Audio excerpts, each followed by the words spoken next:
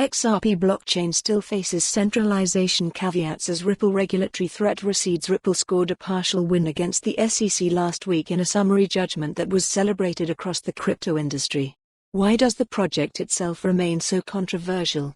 Sam Kessler last week's news that Ripple Labs had scored a partial court victory in its battle with the U.S. Securities and Exchange Commission lifted a regulatory cloud that has hung over the project for years. What remains, however, is the persistent criticism historically lobbed at XRP Ledger, the project at the heart of the case, by blockchain purists, that it's too centralized in its technological design. A descendant of Bitcoin but built around concepts that date to the early 2000s, XRP Ledger, or XRPL, relies on a key trade-off, allowing its central transaction processing mechanism to be controlled by a much smaller handful of validators or key operators than found on many rival blockchains.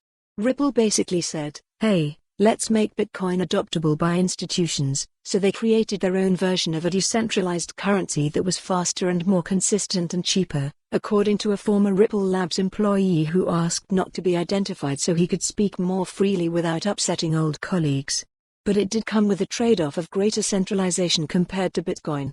Benefits come in the form of security, speed and throughput, but the downside is that more centralized networks are more susceptible to the influence of major players, or prone to single points of failure. Read more, Understanding Ripple. Follow the URL for the full article. For more on this story, visit the news article link.